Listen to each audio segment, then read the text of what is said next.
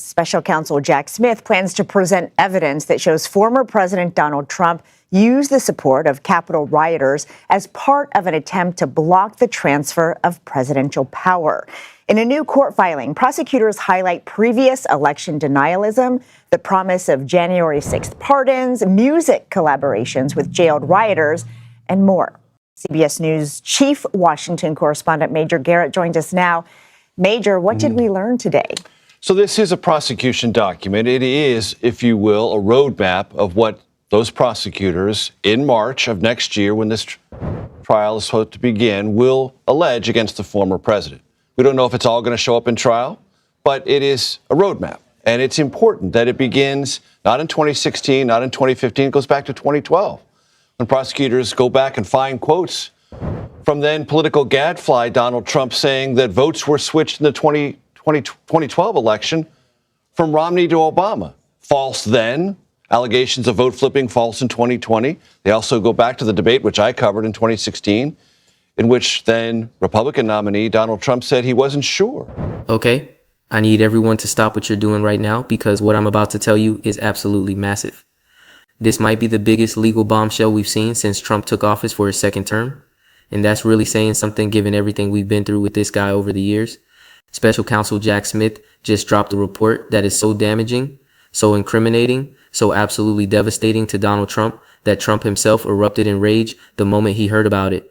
We're talking full meltdown mode here. And honestly, when you hear what's actually in this report, you're going to understand exactly why he's panicking like we've never seen before. But before we go any further, real quick, let's be honest. You can't really trust mainstream media anymore. That's why we built Pump Politics, to bring you real stories, real context, and no corporate spin. If you want to stay ahead of the headlines, join our free newsletter. We'll send the news straight to your inbox every day. Just click the link in the description to join. And if you just want to support what we're doing, join us, be part of the community that actually cares about the truth. All right, let's get back to the video. He would concede the election if Hillary Clinton was declared the winner.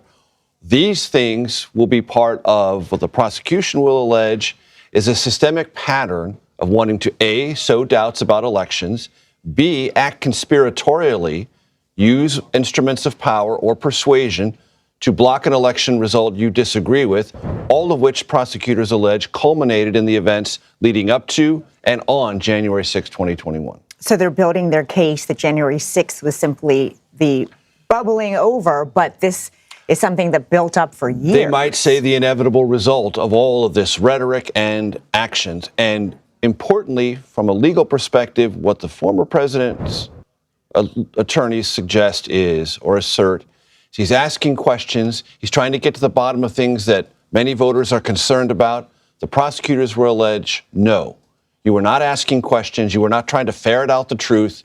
You came to a conclusion not based in evidence, and then you tried to use that fraudulent conclusion to deny the rightful occupant of the White House a transition of power and everything that comes with it. Here's what happened. Jack Smith's office has been investigating Trump for months now, digging through evidence, interviewing witnesses, building a case piece by piece. And what they found? It's not good for Trump. Not good at all. We're talking about felony level evidence of deliberate obstruction. We're talking about Trump personally directing his aides to hide classified documents from federal investigators. We're talking about witnesses who testified under oath that Trump asked them to move boxes before searches happened, specifically to keep those documents away from the people trying to find them. This isn't speculation or political spin from the other side. This is coming directly from the Special Counsel's official report based on hard evidence and sworn testimony from people who were actually there when it happened. And here's what makes this even crazier. Trump knows exactly what's in this report. He knows how bad it looks. He knows what kind of trouble he's in if the American public actually gets to read this thing for themselves. So what did he do on December 2nd, just a few days ago? He went running to Judge Eileen Cannon, the same judge who's been friendly to him throughout this whole process, and he demanded that she block the public release of this report. He's literally trying to hide the evidence from the American people. Think about that for a second. The President of the United States is actively working to make sure you and I never get to see what the Special Counsel found. That's not the behavior of an innocent man. I can tell you that much right now. The report itself contains what Smith's team describes as evidence of serious federal crimes. Those are their exact words, serious federal crimes. And we're not talking about minor technical violations or paperwork issues here. We're talking about deliberate, calculated obstruction of a federal investigation. We're talking about a former president, now current president again, who allegedly took classified documents he wasn't supposed to have and then went out of his way to hide them when investigators came looking. He didn't just passively have these documents sitting around. According to the evidence, he actively worked to conceal them and mislead the people trying to get them back. Come on, can you believe this is where we are right now? The sitting president of the United States is fighting tooth and nail to prevent the release of a report that details his own alleged crimes, and he's doing it in broad daylight while occupying the Oval Office. This is the kind of stuff that would end any normal politician's career in about 5 seconds flat. But with Trump, it's just another Tuesday apparently. The scale of what we're dealing with here is truly unprecedented in American history. We've never had a situation quite like this before, where a president is actively being investigated for crimes committed after leaving office and then takes office again while those investigations are still ongoing. The evidence Jack Smith gathered is extensive and is damning. His office conducted over 250 voluntary interviews with people who had direct knowledge of what happened. They brought 55 witnesses before grand juries to testify under oath about what they saw and heard. They collected surveillance footage, documents, communications, you name it. This wasn't some rushed investigation thrown together for political purposes. This was a methodical, thorough examination of the facts that took months and months to complete. And at the end of all that work, the conclusion was clear. There is felony-level evidence pointing directly at Donald Trump for obstruction of justice in the classified documents case. Now, Trump is doing everything in his power to make sure you never see any of this. He's using every legal trick in the book. He's pressuring judges. He's raging on social media. He's calling the whole thing a witch hunt and a hoax. Same playbook he always uses when he's in trouble. But this time, the evidence appears to be documented and corroborated by multiple witnesses. This time, there's surveillance footage that investigators have obtained. This time, people who work directly for Trump have gone before grand juries and told prosecutors exactly what they saw. This is different from anything we've seen before, and Trump knows it. All right, let's really dig into this thing and break down exactly what's happening here, because the details matter, and there's a lot that people are missing in all the chaos. First, we need to understand what Jack Smith actually found and why it's so significant for Trump's legal situation going forward. This isn't just about some classified papers sitting in a closet at Mar-a-Lago. This is about what Trump allegedly did after he was told to give those documents back, and that's where things get really serious really fast. So here's the background you need to know. When Trump left office the first time, he took a bunch of documents with him to Florida. Some of those documents were classified at the highest levels of national security. The National Archives noticed documents were missing and asked for them back. Trump's team returned some of them, but not all of them. Then the government issued a subpoena demanding the rest of the classified materials. And here's where the alleged crimes begin, according to the Special Counsel's evidence. Instead of complying with that subpoena and turning over what he had, Trump allegedly did the opposite. He allegedly directed his aides to move boxes of documents to hide them from investigators. He allegedly discussed with people in his inner circle how to keep certain materials away from the feds. He allegedly created a situation where surveillance footage, the kind that would show what was happening with these boxes, was either deleted or hidden from investigators trying to piece together the timeline. This is obstruction of justice in its clearest form, according to prosecutors. It's not about whether Trump should have had the documents in the first place, although that's a problem too. It's about what he did when the government came to get them back. The law is pretty clear on this. You don't get to hide evidence from federal investigators. You don't get to direct your employees to move boxes to conceal them from searches. You don't get to destroy or hide surveillance footage that investigators need. And if you do those things, that's a felony. Multiple felonies potentially. And that's exactly what the Special Counsel's report appears to document with extensive evidence. Now let me explain why Trump is so desperate to keep this report from being released to the public. It's not just about the legal implications, although those are serious enough. It's about what happens when the American people can actually read for themselves what the evidence shows. Right now, Trump can dismiss everything as a political attack. He can call it a witch hunt. He can say the investigators are biased and out to get him. His supporters will believe him because they trust him more than they trust the media or the government. But once the actual report is out there, once people can read the witness testimony and see what the evidence actually shows, that becomes much harder to spin. The details matter, the specifics matter. And if those specifics are as damaging as early reporting suggests, Trump is in serious trouble with public opinion, not just legal jeopardy. That's why he went running to Judge Eileen Cannon on December 2nd, demanding she block the release. And look, Judge Cannon has been very favorable to Trump throughout this whole process. She's made rulings that legal experts across the political spectrum have criticized as unusual or even bizarre. She's given Trump breaks that most defendants in federal cases would never get. So Trump clearly thinks she's his best shot at keeping this report buried forever, or at least until he can figure out some other way to make it go away. But here's the thing. Even friendly judges have limits. Even judges who want to help Trump have to operate within some boundaries of what the law allows. And there's a strong argument that the public has a right to see what the special counsel found, especially when it involves the sitting president.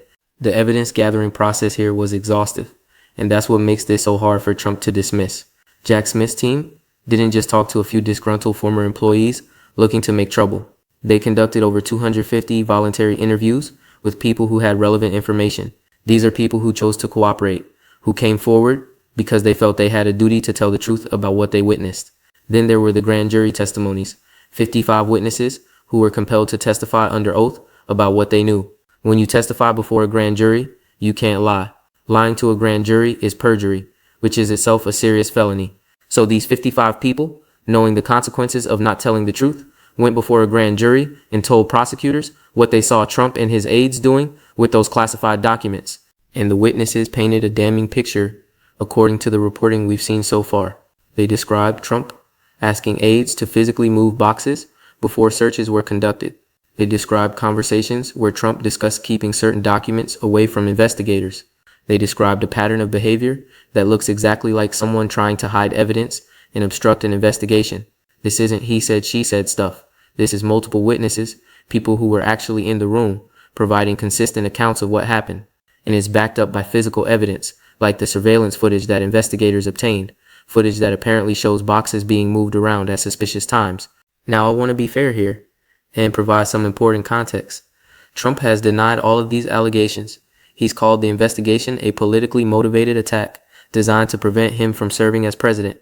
His lawyers have argued that as a former president and now current president again, he has various protections and privileges that should shield him from prosecution. They've raised questions about the legitimacy of Jack Smith's appointment as special counsel. They've challenged the way evidence was gathered and how the investigation was conducted. All of that is their right in the American legal system, and they're entitled to make those arguments. But, and this is the key point, none of that changes what the evidence actually shows. You can argue about process all day long, but if there are 55 witnesses who testified under oath about your client's obstruction, that's a problem that legal technicalities might not be able to solve.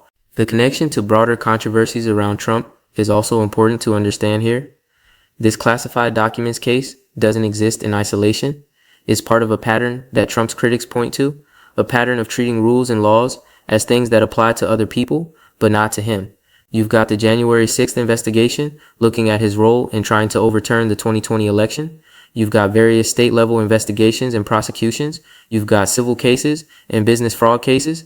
And now you've got this documents case where the special counsel is saying there's felony-level evidence of deliberate obstruction. For Trump supporters, all of these cases are politically motivated attacks on a president they love. For his critics, they represent a long overdue accountability for someone who's been breaking rules his entire career and finally getting caught. The political implications here are massive, especially given that Trump is now serving as president again. How do you prosecute a sitting president? The traditional answer has been that you don't, that a president can't be criminally prosecuted while in office. But the evidence gathering happened, the report exists, and now there's enormous pressure to make it public. Democrats are absolutely going to use this to push for oversight and accountability. They're going to hold hearings. They're going to issue subpoenas. They're going to keep this story in the news cycle for as long as they possibly can. And honestly, if the evidence is as strong as the reporting suggests, can you blame them? If a president really did obstruct a federal investigation into his handling of classified documents, shouldn't the American people know about it? The polls are already showing that public trust in Trump's administration is fragile on these issues. People are watching to see how he handles these investigations, whether he cooperates or obstructs, whether he's transparent or secretive. And right now, demanding that judges block the release of a report detailing evidence of his crimes, that's not exactly the behavior of someone who has nothing to hide. That's the behavior of someone who's scared of what the public might think when they see the full picture. All right, so let's break this whole situation down into the key points you really need to understand, because there's a lot happening here and it's easy to get lost in the noise. I want to make sure you walk away from this video understanding exactly what's going on and why it matters so much for the future of this country. So let's break it down point by point. Point number one, the evidence against Trump is extensive and it comes from his own people. This is really important to understand. Jack Smith's team didn't build this case using anonymous sources or political opponents looking to take Trump down. They built it using testimony from over 250 people who were interviewed voluntarily, meaning they chose to cooperate and share what they knew. They built it using sworn grand jury testimony from 55 witnesses who had direct knowledge of what happened with those classified documents. These are people who worked for Trump, who were in his inner circle, who saw firsthand what was going on at Mar-a-Lago during the period in question. When 55 people testify under oath before a grand jury and their testimony all points in the same direction, that's not a witch hunt.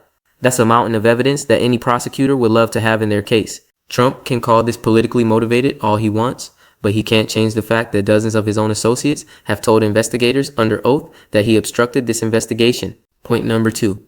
Trump's reaction tells you everything you need to know about how bad this is for him. Think about it for a second.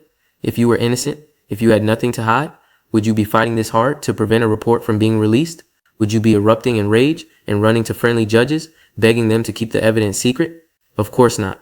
You'd be saying, release the report, let everyone see that I did nothing wrong, I welcome the transparency, but that's not what Trump is doing. He's doing the exact opposite. He's fighting with everything he has to make sure the American public never gets to read what Jack Smith found. On December 2nd, just days ago, Trump went to Judge Eileen Cannon and demanded that she continue blocking the public release of this report. He knows what's in it, he knows how damaging it is, and he's terrified of what happens when you and I can read it for ourselves without his spin and his lawyers filtering the information. Point number 3, this is about obstruction, not just about having the documents.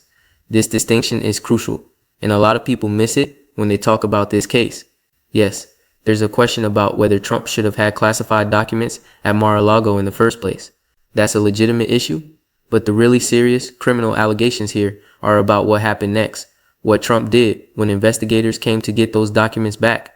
According to the Special Counsel's evidence, Trump directed aides to move boxes specifically to hide them from searches. He had conversations about keeping certain materials away from investigators. Surveillance footage that would have shown what was happening was either deleted or hidden. That's not carelessness or poor record keeping. That's deliberate obstruction of a federal investigation. That's what serious federal crimes look like. And that's why Jack Smith's report uses language like felony level evidence, because that's exactly what they're describing. Point number 4, the legal battle over releasing this report is going to be huge and could drag on for months. Trump has Judge Cannon in his corner for now, and she's been willing to make rulings that favor him, even when legal experts say those rulings don't make sense. So he's going to fight the release of this report using every procedural trick available. He's going to argue executive privilege. He's going to argue ongoing investigation concerns. He's going to argue that releasing it would be unfair to him politically. His lawyers will file motion after motion trying to keep this buried. But here's the thing. There's also enormous pressure from the other side to make this public. Congress wants to see it. The media is demanding transparency. Legal experts are arguing that the public has a right to know what evidence exists against the sitting president. This is going to be a major legal fight, and the outcome will matter a lot for whether we ever get to see the full picture of what Trump allegedly did. Point number 5, and this is the big one that ties everything together. This matters because it's about whether anyone is above the law in America. That's really what we're talking about here. Can a president, sitting or former, obstruct a federal investigation and get away with it just because he's powerful enough to fight back? Can he hide evidence from the American people just because he has friendly judges willing to help him? Can he rage and threaten and bully his way out of accountability like he's done so many times before in his career? These are the questions that this case is really asking, and how they get answered will shape American democracy for generations to come. If Trump can successfully bury this report and avoid any consequences for what the special counsel found, that sends a message that rules really don't apply to people at the top. But if the report comes out, if the evidence is made public, if there's real accountability, that sends a different message entirely. The Democrats are going to push hard on this in the coming weeks and months. They see an opportunity here to damage Trump politically. Even if criminal prosecution is complicated while he's in office, they're going to hold hearings. They're going to bring witnesses before Congress. They're going to keep this story alive in the news cycle for as long as possible. And they're going to demand that the full report be released so the American people can make their own judgments about what Trump did. For Trump supporters, this is all going to look like more of the same persecution they've seen for years. They're going to dismiss it as politically motivated attacks from people who can't accept that Trump won the election. They're going to trust Trump's version of events over anything investigators or prosecutors say. But here's what I keep coming back to. You can't dismiss 55 grand jury witnesses as political attacks. You can't explain away 250 interviews with people who chose to tell investigators what they saw. You can't pretend the surveillance footage doesn't exist or that the boxes weren't moved. The evidence is the evidence. And according to everything we're hearing, that evidence points to serious federal crimes committed by the man currently sitting in the Oval Office. So where do we go from here? Honestly, nobody knows for certain. This is genuinely unprecedented territory in American history.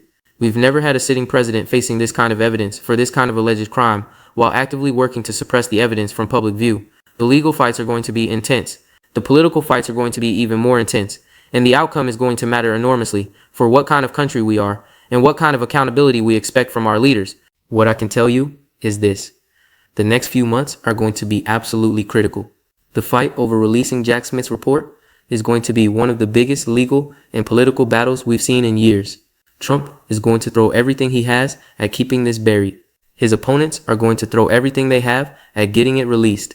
And somewhere in the middle of all that chaos, the truth is going to have to come out one way or another. Stay tuned to this channel because this story is just getting started.